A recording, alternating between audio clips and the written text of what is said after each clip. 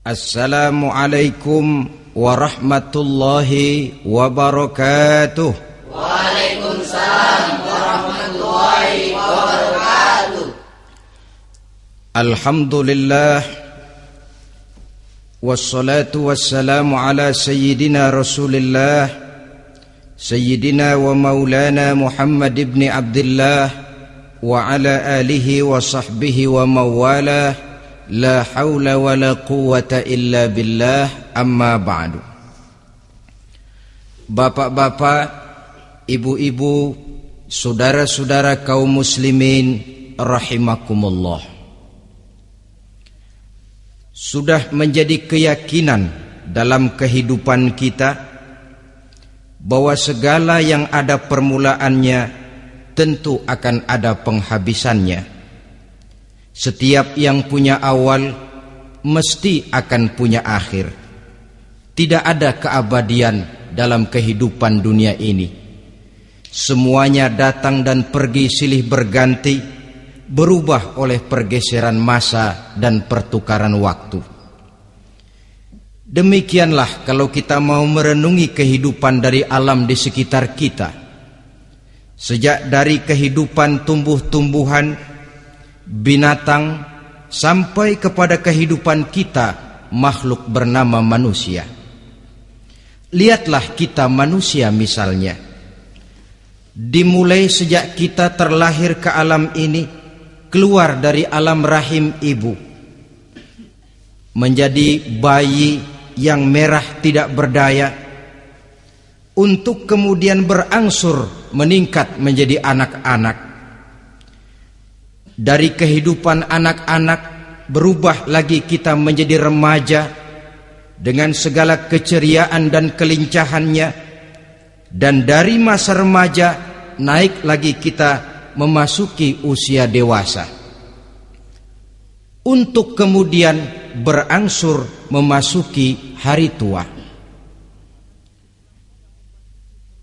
Lalu setelah kita memasuki hari tua, sehari, seminggu, sebulan, setahun, sampailah kita kepada batas waktu yang telah ditentukan oleh Allah, yang dinamakan ajal, dan bertemulah kita dengan yang disebut maut. Ini merupakan kepastian dalam kehidupan. Kalau saja kita mau merenung perubahan-perubahan yang terjadi pada diri kita, seharusnya membuat kita insaf dan sadar. Di kala remaja kita begitu lincah, punya rambut yang hitam ikal berderai, punya lesung di pipit, punya senyum yang indah menawan setiap orang yang melihat, punya kulit yang kencang dan bersih. Manakala kita memasuki hari tua, perubahan frontal pun terjadi. Kulit mulai jadi keriput, rambut yang tadinya hitam ikal berderai mulai memutih, nikmat berkurang, gigi yang tadinya utuh dan sanggup mengunyah apa saja, satu demi satu permisi meninggalkan kita. Sangat boleh jadi dikala remaja kita senyum semua orang terpikat, dikala hari tua dengan kulit yang keriput dan gigi yang tidak ada lagi, manakala kita senyum mungkin orang bakal lari dari sekitar kita. Kemana keindahan yang tadinya begitu menawan? Kemana senyum lesung pipit yang tadinya menarik perhatian orang? Pergi meninggalkan kita, berubah oleh pergeseran masa dan pertukaran waktu. Nah, bila maut datang menjemput kita, selesailah kehidupan sampai di situ? Ternyata belum. Kalau lahir merupakan perpindahan hidup dari alam rahim ke alam dunia, maka mati hakikatnya merupakan perpindahan hidup dari alam dunia ini ke alam kehidupan yang berikutnya, yang dinamakan dengan alam barzakh. Andai kata hidup cuma sekali, secara moral kita sanggup berkata, alangkah tidak adilnya Tuhan. Kenapa? Dalam kehidupan ini kan aneka ragam terjadi. Ada orang yang zolim, ada orang yang dizolimi. Ada orang yang membunuh, ada orang yang terbunuh. Ada orang yang kaya, ada orang yang miskin. Ada orang yang jujur, ada orang yang menghalalkan segala cara. Sehingga banyak ketidakadilan yang terlepas daripada pengadilan dunia. Lalu orang pun bilang, di dunia ini katanya banyak pengadilan tapi sulit keadilan. Di dunia ini mudah mencari pengadilan tapi sulit untuk mencari ketidakadilan. Andai kata hidup cuma sekali, tidak akan ada hidup sesudah hidup yang sekarang ini. Bagaimanakah nasib mereka yang lepas dari pengadilan dunia ini? Alangkah tidak adilnya Allah, andai kata tidak ada kehidupan sesudah hidup yang sekarang. Tentulah akan terjadi di mana orang menghalalkan segala macam cara untuk mencapai tujuan. Yang penting kan saya kaya, yang penting kan saya punya jabatan dan kedudukan tinggi. Kalau perlu jilat atas, jilat atas. Kalau perlu sikut kiri kanan, sikut kiri kanan. Kalau perlu injak bawah, injak yang bawah. Ini prinsip daripada orang-orang komunis. Dan pantas karena mereka tidak percaya kepada kiamat. Pantas karena mereka tidak percaya akan adanya kehidupan sesudah hidup yang sekarang ini. Maka saya menghimbau kepada seluruhnya, kita sudah kadang menyepakati negara ini berdasarkan Pancasila. Kita sudah kadang konsensus bahwa PKI dengan seluruh ajarannya tidak punya hak hidup di bumi Pancasila yang kita cintai ini. Maka salah satu ajaran PKI tujuan menghalalkan cara. Kita orang Indonesia yang berbudi pekerti luhur, yang punya nilai budaya tinggi, janganlah sampai mencaci PKI, membubarkan PKI, mengutuhkan PKI, tapi dalam kehidupan sehari-hari prakteknya prinsip komunis kita pakai. Apa itu? Tujuan menghalalkan cara. Asal sudah tujuan tercapai, cara apapun saja halal. Itu pandangan hidup orang yang tidak percaya kepada adanya hari akhirat. Sebagai muslim yang yakin akhirat ada, kiamat pasti akan datang. Hidup tidak cuma sekali. Maka kalau kita zalim, kalau kita berbuat aniaya, kalau kita melakukan korupsi, kalau kita merugikan orang lain, boleh jadi kita terlepas daripada pengadilan dunia. Tapi ingatlah, kita tidak akan pernah lepas dari pengadilan Allah. Pengadilan Qadhi Rabbul Jalil, di mana kita akan diadili dengan seadil-adilnya, dan tidak satu perbuatan yang bersifat salah, yang bagaimanapun kecilnya, yang akan lepas dari pengadilan di akhirat itu nanti. Pantas saja kalau satu hari malaikat Jibril datang menasihati Rasulullah sallallahu alaihi wasallam, yang artinya juga menasihati kita semua. Apa kata malaikat Jibril kepada baginda Nabi? Ya Muhammad, ish ma syi'ta fa innaka mayyitun. Hai Muhammad, hiduplah semau kamu, tapi jangan lupa kamu pasti akan mati. Kalau memang dilarang tidak terlarang, dicegah tidak tercegah, kamu mau melaksanakan hidup menurut maumu sendiri, persilahkan, hiduplah menurut mau dan gayamu. Tapi jangan lupa, fa innaka mayyitun, satu saat kau pasti bakal mati. Dan mati itu bukan akhir dari segalanya. Dia babak baru bagi kehidupan selanjutnya. Silakan hidup menurut maumu, tapi jangan lupa kau pasti akan mati. Wa'mal ma syi'ta fa innaka majziyun bih. Kerjakan apa saja yang kamu mau. Kalau kau mau menghalalkan segala macam cara, persilahkan halalkan segala macam cara. Tapi jangan lupa kau akan mendapat balasan dari seluruh amal perbuatanmu.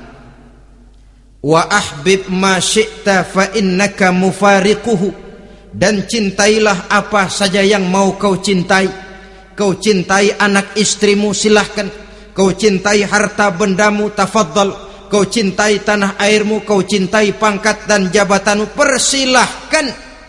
Tapi jangan lupa, fa innaka mufariquhu, kau pasti akan berpisah dan akan meninggalkan segala yang kau cintai itu. Apa artinya ini buat kita? Ternyata sesudah maut datang menjemput kita, ada kehidupan sesudah hidup yang sekarang ini. Ini yang mendorong kita untuk dalam kehidupan di dunia ini tidak melakukan prinsip saenake dewe, semaunya sendiri saja, asal perut kenyang, asal pangkat tinggi, asal harta dapat. Masa bodoh dengan merugikan orang lain, masa bodoh dengan menipu orang lain. Iku jenenge saenake dewe. Muslim tidak diajarkan. Ingat manusia, setelah kau mati, setelah kiamat datang, kau akan dibangkitkan, kau akan dimintakan pertanggungan jawab tentang kehidupan yang sekarang ini. Saudara hadirin, oleh sebab itu kalau kita bicara soal kiamat, soal akhirat, ini memang masalah yang gaib, yang sepenuhnya tidak bisa dicernakan dengan kemampuan penalaran intelektual.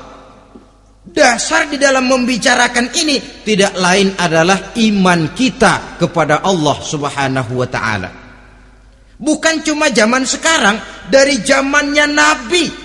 Orang itu kalau sudah bicara kiamat, bicara akhirat, ada yang ragu-ragu, ada yang menolak sama sekali. Bukan dari zaman sekarang, dari zaman dulu. Pernah kok satu saat Rasulullah itu dakwah, menceritakan, saudara-saudara, akan terjadi kiamat di mana Allah akan membangkitkan manusia dari kuburnya untuk memintakan pertanggungan jawab. Ini dalam dakwahnya Nabi pidato macam itu. Apa reaksi orang? Yang beriman ya mantap, tapi yang tidak beriman, bajingan-bajingan Quraisy ini, mereka bertepuk tangan, mengejek, mencaci. Malahan ini yang luar biasa, ada dua orang kafir namanya Ubay bin Ka'ab dan Al-As bin Wa'il. Mendengar pidato macam ini, mereka buru-buru pulang ke rumah. Ngapain? Ngambil pacul. Lalu berangkat nyari kuburan tua. Dia gali itu kuburan. Tulang-tulangnya diangkut, dibawa ke depan Nabi. Ya Muhammad, tulang-tulang yang udah hancur begini, siapa yang bisa ngidupin lagi? Yang macam-macam aja kamu Muhammad, nggak rasional, nggak masuk akal. Allah menjawab. Apa kata Allah? Wa daraba lana mathalan wa nasiya khalqah. Qala man yuhyil 'izama wa hiya ramim. Qul yuhyiha alladhi ansha'aha awwala marrah wa huwa bikulli khalqin 'alim. Mereka memberikan perumpamaan kepada kami, kata Allah. Mereka melupakan asal kejadiannya. Mereka bertanya, siapa yang sanggup menghidupkan tulang belulang yang sudah hancur kayak begini? Qul yuhyiha allazi ansha'aha awwala marrah. Katakan kepada mereka Muhammad, yang akan menghidupkannya adalah Dia yang telah menciptakannya pertama kali dulu. Kalau Dia sanggup menciptakan, Dia tentu lebih sanggup lagi untuk mengembalikan reproduksi ciptaan itu sebagaimana semula. Yang paling kasihan yang ragu-ragu. Akhirat itu ada apa enggak sih? Kiamat itu ada apa enggak sih? Lantaran ragu-ragu, terombang-ambing dia antara harapan dan putus asa, antara kenyataan dan idealisme. ada yang buta sama sekali 100% terhadap keadaan-keadaan sesudah mati. Perhatian mereka hanya tercurah kepada kehidupan sebelum mati. Yang mereka perhatikan siang dan malam tidak lebih daripada urusan perut. Pergi pagi, pulang sore, peras keringat, banting tulang. Cuma soal makan, soal minum, soal pakaian, soal kendaraan, soal rumah tangga, soal anak, soal istri. Yang mereka pentingkan hanya soal-soal politik misalnya, ekonomi, pembangunan dan industri. Untuk soal-soal kayak begitu giat betul, habis seluruh waktu untuk memikirkan, meningkatkan kebudayaan, politik, sosial, ekonomi. Kadang-kadang kurang tidur, kurang istirahat, berkeliaran ke sana kemari ke tempat yang jauh-jauh. Sampai-sampai kadang-kadang terkena stres, penyakit darah tinggi, ginjal, lever, untuk memikirkan hal-hal yang semata-mata karena dunia saja.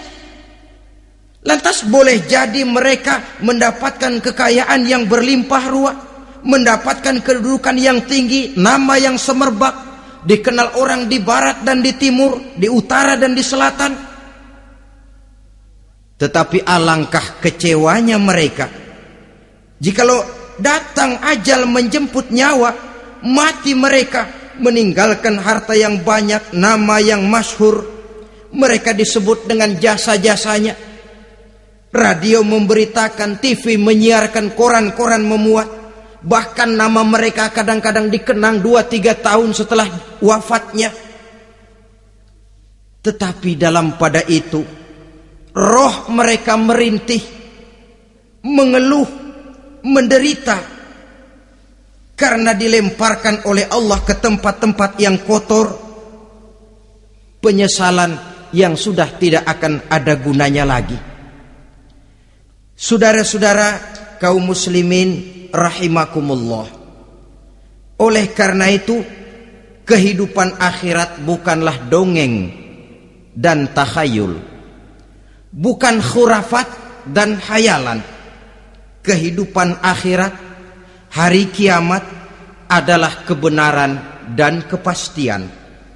Dalam surah Al-Hajj ayat ke-7, Allah Subhanahu wa taala menyatakan, wa anna as-sa'ata atiyatun la raiba fiha wa anna Allah yab'atsu man fil qubur. Dan bahwasanya kiamat itu sesungguhnya adalah sesuatu yang pasti dan tidak ada keraguan-raguan lagi di dalamnya. Dan bahwasanya Allah sungguh-sungguh akan membangkitkan manusia dari kuburnya masing-masing. Nah, kalau kita sudah yakin kiamat sesuatu yang pasti adanya, akhirat sesuatu yang pasti adanya, dari mana pembicaraan tentang kiamat ini kita mulai? Tentu dari diri kita. Marilah kita mencoba melihat proses perjalanan hidup ini sampai kita memasuki kiamat. Hadirin, tidak ada makhluk secantik manusia.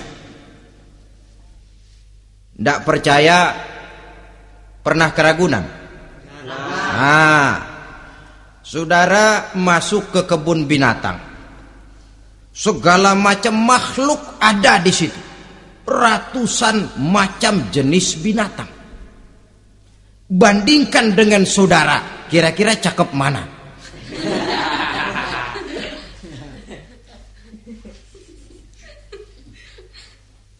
Dari seluruh makhluk yang diciptakan Allah itu, manusia fi ahsani taqwim, dalam bentuk yang paling sempurna, sejak susunan biologis sampai kemampuan berpikir.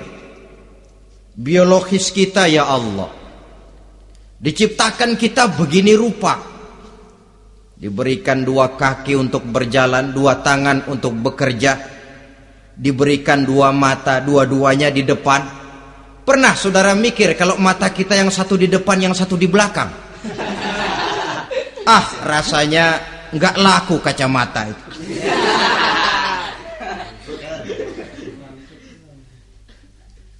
Diberikan hidung dengan 2 lubang, tahu betul Allah ke bawah lagi lubangnya. Coba pikir kalau lubang hidung kita menghadap ke atas. Aduh, kalau musim hujan repot jagain hidung. Laqad khalaqnal insana fi ahsani taqwim. Sungguh telah kami ciptakan manusia dalam bentuk kejadian yang paling sempurna ketimbang makhluk-makhluk Allah lainnya. Nah, kesempurnaan manusia ini oleh karena hidupnya terdiri dari 2 unsur pokok. Pertama unsur jasmani dan kedua unsur rohani. Jasad dan roh. Jasad yang terlihat sekarang ini, potongan saudara yang ngejedok di depan saya ini jasad saudara. Ini yang berasal dari saripati makanan yang dimakan oleh bapak ibu kita. Lalu hasil kerjasama yang baik antara ibu dengan bapak, terwujudlah kita. Kalimat langsungnya jasad ini berasal dari tanah yang tadi berubah dari bayi, remaja, dewasa, meningkat hari tua. Yang berubah itu jasmani kita. Kenapa? Karena jasmani itu materi, benda, daya tahannya terbatas. Dia berubah oleh pergeseran masa dan pertukaran waktu. Apa ada orang makin tua makin cakep? Jasmani oleh karena dia materi, dia berubah oleh pergeseran masa dan pertukaran waktu. Nah, yang menyebabkan jasmani itu bergerak karena ada roh di dalamnya. Ini yang menyebabkan kehidupan. Ini yang menjadi sumber kehidupan, pusat kesadaran dan pengertian dalam kehidupan manusia. Tanpa roh dalam diri kita, maka jasad kita. Pernah lihat orang mati? Nah, itu kalau orang mati, coba perhatikan. Apanya yang kurang? Kupingnya masih ada, tapi sudah tidak sanggup mendengar. Matanya masih lengkap, tapi tidak mampu melihat. Jangankan melihat, terbuka saja tidak. Mulutnya masih ada, tapi sudah tidak bicara lagi. Telinganya cukup, tapi sudah tidak sanggup mendengar. Kakinya lengkap, tapi tidak mampu lagi berjalan. Apa penyebabnya itu?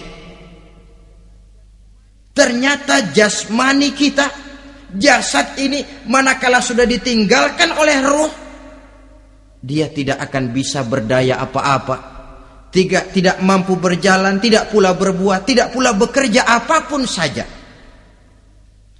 Saudara-saudara, dua-duanya punya kebutuhan. Jasmani ada kebutuhannya, rohani pun ada kebutuhannya.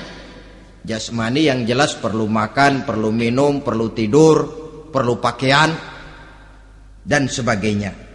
Nah, apabila saat berpisah datang, ajal sampai, berpisahlah roh dan jasad. Dan itulah yang dinamakan dengan maut. Jadi apa sih mati itu? Mati adalah berpisahnya roh dengan jasad. Sebab itu Islam sangat menganjurkan kita untuk banyak-banyak mengingat mati. Bagaimana caranya mengingat mati? Pertama, mati itu kan pasti. Kira-kira yang hadir di sini ada yang nggak mati nggak kira-kira? Semuanya bakal mati kan? Berani? Berani. Sekarang mau? Saudara, sebenarnya kalau kita merenung lebih jauh, orang itu tidak perlu takut mati. Walaupun tidak boleh terlalu berani menghadapi mati. Karena bagaimanapun takutnya kita kepada mati, toh dia pasti datang. Bagaimanapun beraninya kita mati, kalau belum ajal ya tidak mati juga.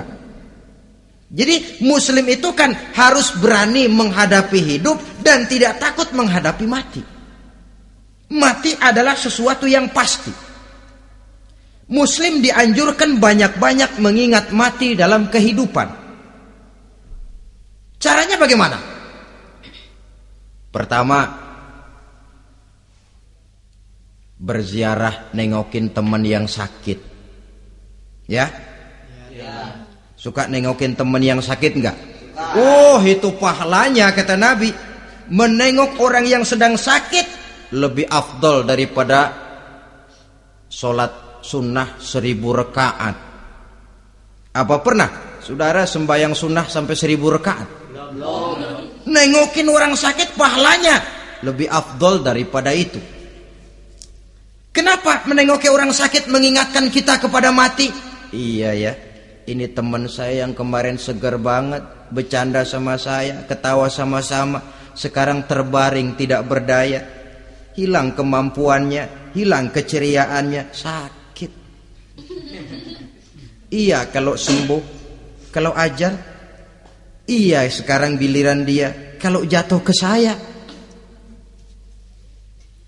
Lalu menghibur teman dengan kata-kata yang enak, yang akan mendatangkan sugesti supaya dia cepat sembuh. Jangan nengokin orang sakit jujur. Sakit apa lu? Perut. Emang teman gua kemarin sakit begini mati nih. Wah, itu orang bisa jadi shock lantaran etika kita tidak akan sampai ke sana. Menjenguk orang sakit akan mengingatkan kita kepada mati. Apalagi ziarah kubur. Ada yang orang tuanya sudah meninggal? Kalau ada, ya tidak bisa tiap hari, sekurang-kurangnya seminggu sekali. Jumat pagi misalnya, ziarah kita ke kubur. Sehingga kalau kita masuk kubur kan ada etikanya. Assalamualaikum ya ahlal kubur wa inna insyaallahu bikum lahikun. Hai penduduk kubur, keselamatan bagi kamu dan kami yang masih hidup sekarang ini insyaallah pasti bakal nyusul kamu. Iya, yang kemarin gagah benar sekarang terbaring tanpa daya. Ini unggukan kuburannya. Yang kemarin ada sekarang sudah tidak ada. Kemana dia? Kami satu saat pasti akan begini. Ingat mati. Lalu apalagi yang bisa membuat kita ingat kepada mati? Mengawal jenazah. Bukankah sangat dianjurkan oleh agama? Bahkan kalau bisa sejak mengurusnya, memandikannya, mengkafankannya, menyolatkannya untuk kemudian mengantarnya ke kubur. Hari ini saya antar dia ke kubur, besok boleh jadi saya yang diantar orang. Hari ini saya solatkan dia, besok boleh jadi saya yang disolatkan orang. Hari ini saya masukkan dia ke liang lahat, besok mungkin giliran saya dimasukkan orang ke liang lahat. Ingat mati, tumbuh kesadaran. Lalu daya positifnya dalam kehidupan apa? Nah, saudara-saudara hadirin, orang yang mengingat mati bukan lantas menjadi lemah dalam kehidupan, menjadi putus asa, sedikit semangat, terbentur kesulitan, mudah frustasi. Bukan itu tujuannya kita diperintah mengingat mati. Jelasnya Islam menganjurkan kita untuk mengingat mati guna maksud-maksud yang positif, supaya orang lalu sadar hidup ini cuma sebentar. Maka mumpung hidup, nah ini mumpung, tapi mumpung yang baik. Mumpung hidup, maka hidup yang singkat ini harus saya pergunakan dengan sebaik-baiknya, melakukan kebajikan yang sebanyak-banyaknya, menjauhkan rasa malas, menunggu keajaiban yang datang dari langit, berleha-leha, bermain-main, sementara maut kalau dia datang tidak pernah main-main. Pantas kalau seorang penyair bernama Syauqi memesankan tazawwad bittaqwa fa innaka la tadri idza hanna al-lailu hal ta'ishu ila al-fajri kam min sahihin mata min ghairi illatin wa kam min alilin 'asha hinan min ad-dahri. Persiapkan dirimu dengan takwa, sebab kamu tidak tahu apabila malam datang kamu masih bisa hidup apa enggak besok pagi. Apa ada jaminan saudara yang kumpul di depan saya malam ini besok masih bisa hidup? Tidak. Ada jaminan? Tidak. Tidak ada sama sekali. Kam min sahihin mata min ghairi illatin. Berapa banyak orang sehat mati enggak pakai sakit lagi. Sebabnya kadang-kadang ringan saja. Ada yang cuma jatuh di kamar mandi mati. Ada yang cuma ketiban pensil. Iya, kalau ketiban pensil 3 peti masa enggak mati. Ta'addadatil asbab wal mautu wahid. Sebabnya boleh jadi macam-macam, tapi mati satu juga, yaitu mati. Dia seperti kelapa yang terlalu tua jatuh ke bawah, yang kembang baru keluar pun jatuh ke bawah. Itulah mati. Dia datang menjemput yang bayi, dia datang mengambil yang anak-anak, dia datang juga kepada yang remaja, kepada yang dewasa, kepada yang tua sekalipun. Jangan yang remaja lalu berpikir, gua rasanya masih jauh banget mau mati. Ini sesuatu yang pasti yang kita tidak pernah diberitahu kapannya. Kalau dikasih tahu kapannya kan kita bisa, umpama malaikat maut datang ke rumah saya, saudara Zainuddin kau mati 80 tahun lagi. Wah, saya kan berhitung, masih lama, poya-poya aja dulu Tapi ini tidak pernah diberitahu kepada kita. Lantaran tidak diberitahu itulah kita perlu bersiap-siap dengan selalu mengingat-ingat mati yang mendorong kita untuk berbuat positif. Satu contoh peringatan mati yang mendatangkan positif pada peristiwa ketika turun perintah hijrah. Ketika di Mekah sudah terpepet turun perintah hijrah. Ini sahabat yang berangkat hijrah, jangan dikira semua bulat hati. Ada yang mikir, kalau saya hijrah berangkat dari Mekah ke Madinah, nanti di tengah jalan dicegat oleh kafir Quraisy lalu dibunuh, mati saya. Takut mati. Allah peringatkan, kullu nafsin za'iqatul maut. Kamu disuruh hijrah saja takut mati, padahal kamu tahu semua yang hidup bakalan mati. Diam saja di Mekah mati, hijrah ke Madinah pun akan mati. Mendengar ayat ini, Sayyidina Umar bin Khattab seperti dibakar semangatnya. Kalau sebagian sahabat hijrah sembunyi-sembunyi, beliau mau hijrah itu malah bajingan Quraisy dikumpulkan dekat Ka'bah. Pidato, ya ma'syarok Quraisy, dedengkot Quraisy, dengerin. Besok pagi yang namanya Umar bin Khattab mau hijrah dari Mekah ke Madinah. Siapa yang kepengen kepalanya berpisah dengan badannya, persilahkan cegat Umar di jalanan. Besok dengan tenang dia berangkat hijrah, gak ada yang berani nyegat. Tuh Quraisy juga barangkali mikir, gue ngapain nyegat penyakit. Begitu ingat mati, timbul semangat juang, timbul semangat berbuat. Ini ingat mati yang positif, bukan yang melemahkan semangat. Dah jangan kerja rajin-rajin dah, lu bakalan mati. Ini ingat mati yang salah pasang. Ingat mati seharusnya mendorong manusia untuk berbuat lebih tekun.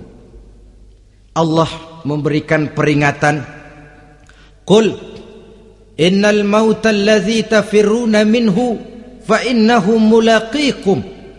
Katakan, maut yang kamu akan melarikan diri daripadanya, yang kamu takuti benar dia pasti akan datang menjemput kamu. Saudara-saudara hadirin yang saya hormati, datangnya memang tidak kita harapkan yang namanya maut. Tapi sekali dia datang, tidak ada pintu tempat kita lari. Dia memang tidak pernah kita undang, tapi sekali dia datang mengetok pintu, kekuatan apa yang bisa menolak? Dia sebuah tanda seru dalam kehidupan. Apa yang menyebabkan orang takut mati? Pertama, barangkali karena dia tidak tahu bagaimana kehidupan sesudah mati. Alam kubur gelap, alam akhirat gelap, sehingga dia bingung. Lantaran bingung lalu jadi takut. Yang kedua, boleh jadi oleh bayangan-bayangan dosa yang pernah dia kerjakan di dunia ini. Kerjanya cuma menumpuk dosa. Dia gembira, bahagia, tertawa di atas tumpukan dosanya, merasa segan berpisah dengan seluruh kehidupan ini. Sehingga boleh jadi maut adalah sesuatu yang ditakutkannya benar dalam kehidupan. Tapi bagaimanapun takutnya, tidak ada tempat lari dari dia. Dalam ayat lain Allah jelaskan, "Ainama takunu yudrikumul mautu walau kuntum fi burujim musayyadah." Di mana saja kamu berada, dalam benteng yang paling tangguh sekalipun, maut pasti akan datang menjemput kamu. Nah, bagaimana caranya maut datang menjemput kita? Bila datang dia, sang malaikat pencabut nyawa, malaikat Israel namanya, hendak mengambil ruh kita. Dalam suasana macam begitu, di akhir kehidupan dunia, dalam berhadapan dengan sakaratul maut, terbagilah manusia dalam dua bagian besar. Pertama, yang menghadapi sakaratul maut itu dengan husnul khatimah, baik di akhirnya, sehingga pada saat ruhnya berpisah dengan jasadnya, kelihatan dia seperti senyum, mukanya cerah. Bahkan sebelum itu boleh jadi dia sempat meninggalkan pesan-pesan yang baik. Ada yang sempat azan, ada yang sempat baca Quran. Pernah kan nemui orang yang mau mati seperti itu? Yang sempat azan, yang sempat baca Quran, yang sempat meninggalkan wasiat-wasiat yang baik. Sebab apa? Malaikat maut datang menjemput mereka juga dengan baik-baik. Dicabut ruhnya perlahan-lahan, tapi sungguh pun perlahan-lahan. Pedihnya, sakitnya tetap tiada tara. Rasulullah Sallallahu Alaihi Wasallam, dikala beliau hendak berhadapan dengan sakaratul maut, diceritakan mencelupkan tangannya ke dalam gelas berisi air, lalu mengusapkannya ke muka beliau seraya berdoa, "Ya Allah, mudahkan saya dalam menghadapi sekarat ini." Beliau juga yang mengatakan bahwa sakitnya sakaratul maut sama dengan 300 kali bacokan pedang. Sehingga kita diajarkan doa. Di antara doa selamat itu kan ada, Allahumma hawwin alaina fi sakaratil, ya Allah, mudahkan saya di dalam menghadapi sakaratul maut itu. Ketika ruh ini keluar dari jasad, mata masih mengikuti ruh itu. Sehingga kadang-kadang ada yang matanya terbelalak dan tidak sempat ditutup, terbuka terus, mengikuti ruh itu keluar dari jasadnya. Adapun golongan kedua, manusia yang ketika berhadapan dengan sakaratul maut mendapatkan su'ul khatimah, jelek di penghabisannya. Sekaratnya sudah setengah mati, lalu jelek juga di akhirnya, mati dalam keadaan yang tidak baik, tidak terpuji. Ada yang lagi megang kartu, mati. Ada yang lagi di tempat ngadu ayam, mati. Ada yang lagi di tempat pelacuran, mati. Ada yang lagi megang botol minuman keras, mati. Nih barangkali malaikat maut gemes banget nariknya, lu bajingan, lu tarik terus dan mati su'ul khatimah. Makanya bagus itu. Kadang-kadang di majelis-majelis taklim kan sering dibaca, ya Allah biha, ya Allah biha, ya Allah bihusnil khatimah. Kan ada itu? Ada enggak? Saudara hadirin, mohon agar oleh Allah kita diberikan husnul khatimah, baik di saat ruh akan berpisah dengan jasad. Ini sesuatu yang pasti. Sang malaikat maut datang menjemput nyawa. Setelah ruh berpisah dari badan, maka tinggallah sang badan, ditangisi oleh semua yang kita tinggalkan. Sehingga kepada putrinya Fatimah, ketika malaikat maut datang hendak menjemput baginda Nabi, beliau berkata kepada anaknya, Fatimah, kamu tahu siapa yang datang? Saya tidak tahu, Bapak. Yang datang hadimul lazat. Itu dia yang menghancurkan seluruh kesenangan dunia. Wa qati'u syahwat, yang memisahkan kita dengan seluruh yang kita cintai. Dia malaikat maut, Pak. Manakala jasad sudah ditinggalkan oleh ruh, itulah yang dikerubungi orang. Anak menangis, istri menangis, orang tua bersedih, teman-teman merasa kehilangan, menangisi jasad. Diuruslah jasad kita, dimandikan sebagaimana mestinya, dikafankan dengan kain putih 3 lembar, itu yang hendak kita bawa kembali ke tempat asal kita. Pakaian sutra, jas yang mereknya Switzerland wool, kain yang Samarinda, sepatu yang Belly atau Beltoni, jam tangan yang Rolex, kendaraan yang serba mewah, tidak ada yang menyertai kita. Kain putih 3 lembar itu saja lagi. Demi setelah dikafankan, dibujurkan kita menghadap ke arah kiblat, orang banyak pun datang menyolatkan kita dengan 4 takbir, diiringi dengan doa, lalu upacara pelepasan, berangkat kita meninggalkan anak, istri, suami, kampung halaman, tanah air, bahkan alam dunia ini. Selamat tinggal alam dan seluruh isinya. Tinggallah yang tinggal. Saya akan kembali ke tempat asal dari mana saya datang, untuk kembali mempertanggungjawabkan seluruh perbuatan saya dalam kehidupan ini. Manakala upacara pelepasan selesailah sudah, dimasukkan kita ke keranda jenazah, digotong orang, bismillah wa ala millati rasulillah, dibawa ke tempat peristirahatan terakhir katanya.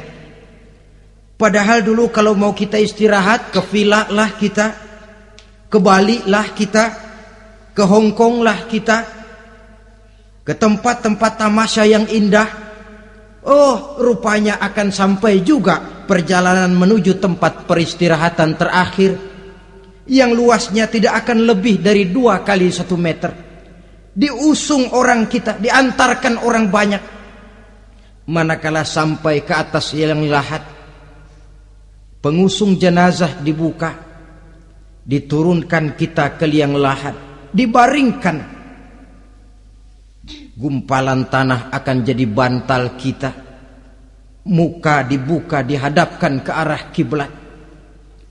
Setelah itu ditutup liang lahat kita dengan kayu. Masih belum kurang, diuruk dengan tanah. Yang menguruk orang-orang yang tadinya mencintai kita, menyayangi kita. Tapi ketika jasad sudah ditinggalkan ruh, habis rupanya cintanya. Coba jasad kalau sudah ditinggalkan ruh, 3 hari aja di rumah, serem. Ya mayit, siapa yang betah nemenin mayit?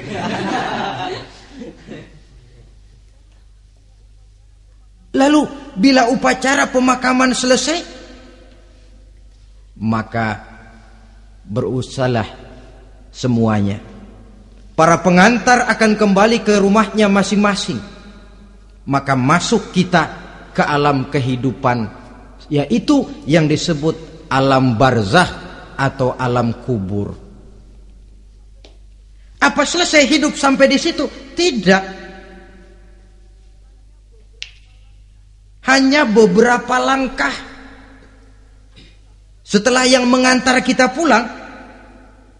Diriwayatkan dalam hadis Bukhari dan Muslim, bila seseorang sudah diletakkan di kuburnya, lalu yang mengantar kembali pulang, maka roh si mayit akan dapat mendengar bunyi terompah orang yang pulang itu. Bunyi terompahnya terdengar. Datang dua malaikat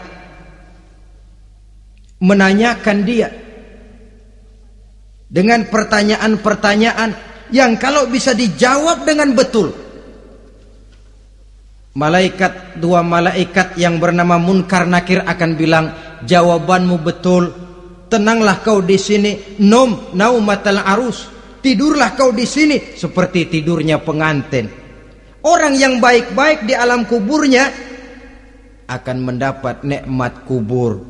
Sehingga masa penantian yang lama, sebab jangan lupa, kita masuk ke kubur itu kan menunggu sampai datangnya hari kiamat.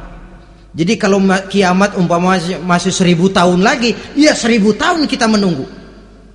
Orang yang baik-baik penantian di alam kubur, kata malaikat, naumatal arus, tidurlah kamu seperti tidurnya pengantin. Bagaimana sih tidurnya pengantin? Nggak berasa. Iya, kata anak sekarang, endah aja udah. Begitu mendusin pagi, kata lakinya, malam sebentar bener ya Neng. Sebentar betul katanya malam. Ya tentu saja tidak terasa. Kenapa? Dia tidak pernah memikirkan waktu. Terbawa oleh kenikmatan dan kelezatan yang dirasakannya dalam kehidupan. Tapi orang kafir, orang yang dosanya bertumpuk, tidak sanggup menjawab pertanyaan dua orang malaikat, maka dia akan mendapat azab di alam kuburnya terus menerus siang dan malam sampai datangnya hari kiamat. Ibarat maling ayam ketangkep, belum masuk pengadilan udah digebugin duluan. Kan begitu kan? Ada maling ayam nggak di sini? Nah, itu yang nyaut tadi pengalaman itu. Di sidang belum divonis, belum digebugin babak belur. Saudara hadirin, maka alam kubur bisa merupakan raudhatun min riyadil jannah. Taman di antara taman-taman surga, pun juga bisa merupakan hufratun min hufarin niran, menjadi liang daripada neraka. Ada lagi riwayat yang dari Imam Muslim yang diperoleh dari Zaid bin Sabit. Zaid bin Sabit cerita, satu hari kami bersama Rasulullah sallallahu alaihi wasallam berada dalam kebun kepunyaan Bani Najjar. Rasulullah sedang duduk di atas keledai. Tiba-tiba entah bagaimana itu keledai terkejut, kaget, berontak, hampir Rasulullah jatuh. Rasulullah kemudian bertanya, rupanya di kebun itu ada kuburan tua, 5 atau 4 kuburan. Rasulullah lalu bertanya, saudara-saudara ada yang tahu nggak ini kuburan siapa? Nggak ada ya Rasulullah. Memang kenapa? Ini penghuni kuburnya lagi disiksa oleh Allah. Andai kata boleh saya mohon kepada Allah supaya kamu dengar seperti yang saya dengar, andai kata saja kamu kuat mendengarnya, saya pasti akan berdoa. Tapi sayang, saya yakin kamu pasti tidak akan kuat mendengar mereka mendapat azab di kuburnya. Hadis sahih riwayat Imam Muslim dari Zaid bin Sabit. Kehidupan di alam barzah. Pak, iya kalau yang matinya dikuburin. Lah kalau yang matinya diceburin ke laut, dibakar, di medan perang hilang gak ketahuan kemana jenazahnya. Saudara, hilang kek, dikubur kek, di dalam lautan direndam kek, itu kan cuma logika kita. Menurut Allah tidak ada perbedaan orang mati dikubur di dasar lautan, atau dibakar sampai jadi abu, atau gugur di medan perang tidak ketemu jenazahnya. Entah mereka tetap masuk ke alam barzah namanya. Jasad boleh hancur, tapi roh sebagai sumber kehidupan, pusat kesadaran dan pengertian, dia tetap ada, mengalami kebahagiaan dan kegembiraan, atau mengalami kepedihan dan penderitaan, bergantung kepada amalan yang kita lakukan dalam kehidupan di dunia ini. Maka dalam Yasin tadi kan jelas, qul yuhyiha alladzi ansha'aha awwala marrah, yang menghidupkan mereka yang dikubur di dasar lautan, mereka yang dibakar sampai jadi abu, yang akan menghidupkan ialah Allah yang menciptakan mereka dulu pertama kalinya. Jadi kalau sudah ada aslinya, ya tentu tidak perlu contoh lagi, akan sangat mudah membuatnya. Orang tua kita, keluarga kita yang sudah berpulang, mereka di alam barzah sekarang ini bisa mendapat nikmat kubur, bisa mendapat azab kubur, bergantung amalan mereka dalam kehidupan di dunia ini. Dalam Musnad Imam Ahmad dan Sahih Abi Hatim malah ada tambahan riwayat, orang yang banyak kebajikannya di dunia, amalannya akan datang menemani dia. Sholatnya dekat kepalanya, puasa sebelah kanan, zakat sebelah kiri, menghibur dia. Malahan dikatakan berbentuk orang yang cantik menemani dia di alam kuburnya. Aneh, dia tanya, man anta lam ara fid dunya ajmal minka, siapa kamu? Di dunia ini belum pernah saya melihat orang secantik kamu. Dia jawab, ana amaluka soleh, saya adalah amalmu yang soleh yang kau kerjakan waktu di dunia. Saya sekarang diperintahkan untuk menemani kamu di sini. Alhamdulillah. Sedangkan amalnya yang jahat akan datang dalam bentuk yang menyeramkan menemani dia di sana. Bayangin deh, di kuburan ditemenin yang serem-serem. Sama juga di dunia. Di dunia, kalau kita di tempat gelap ditemenin orang cakep, enak nggak? Enak. Wah, pengalaman. Tapi coba bayangin, sudah tempatnya gelap, yang nemenin jelek nggak ketulungan, gerah kita. Nah, saudara hadirin yang saya hormati, lalu bagaimana tempat arwah-arwah yang sudah kembali menghadap Allah yang disebut mustaqarrul arwah itu? Macam-macam tingkatannya sesuai dengan profesi dan amalannya waktu di dunia. Ada roh-roh itu yang setelah pisah dengan jasad, artinya mati, ditempatkan di tempat yang disebut a'la iliyin, tempat yang tertinggi. Siapa ini? Arwahnya para nabi dan para rasul. Ini fi a'la iliyin, di tempat yang tertinggi. Arwahnya para nabi, arwahnya para rasul.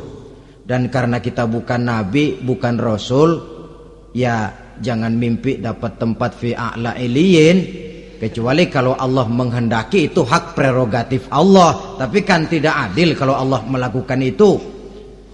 Ini kelompok roh-roh yang masuk golongan VIP.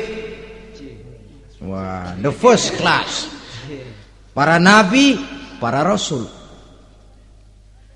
Lalu ada pula roh-roh itu yang setelah pisah dengan jasadnya diumpamakan seperti burung-burung hijau yang berterbangan di perkebun-kebunan surga.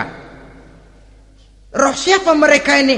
Rohnya para syuhada, orang-orang yang mati syahid gugur membela agama.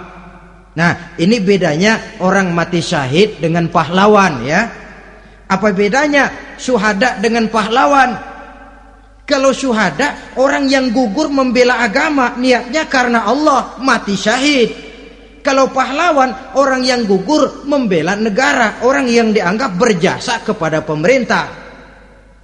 Klimaksnya, kalau orang mati syahid jelas surga, tapi pahlawan belum tentu surga.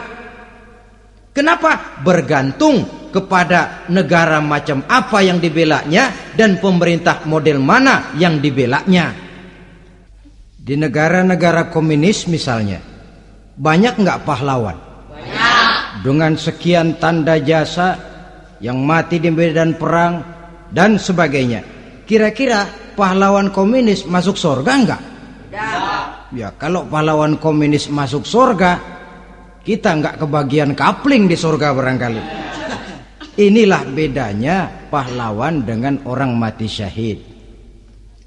Kemudian ada pula roh itu yang tertahan di pintu surga.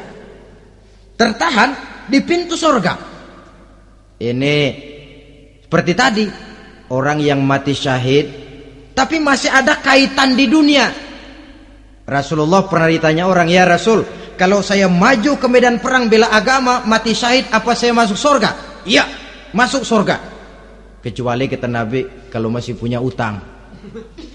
Nah, tertahan di pintu surga. Ada pula roh itu yang tertahan di alam kuburnya. Ini umumnya seperti tadi itu. Ada mempunyai dosa, mempunyai kesalahan, sehingga merasakan azab kubur. Ada juga roh itu yang tertahan di permukaan bumi. Mereka yang dalam hidup selalu menumpuk dosa-dosa yang besar, meninggal sebelum keburu untuk bertaubat. Saudara hadirin yang saya hormati, inilah yang kita khawatirkan. Sebab jikalau pada saat roh sudah datang, jikalau saatnya roh datang berpisah dengan jasad, menemukan sakaratul maut, saat itu taubat sudah tidak akan ada gunanya lagi. Masuk ke alam kubur, mendapat azab kubur sampai datangnya hari kiamat. Berapa lama di alam kubur ini?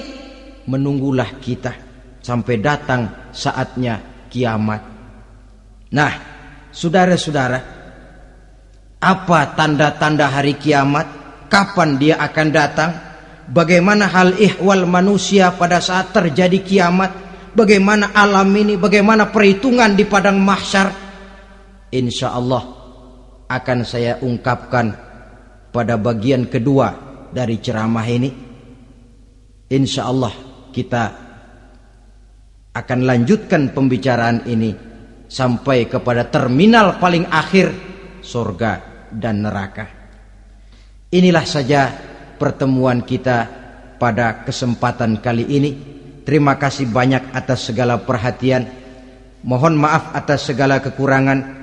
Wabillahi taufik wal hidayah. Wassalamualaikum warahmatullahi wabarakatuh. Waalaikumsalam warahmatullahi wabarakatuh.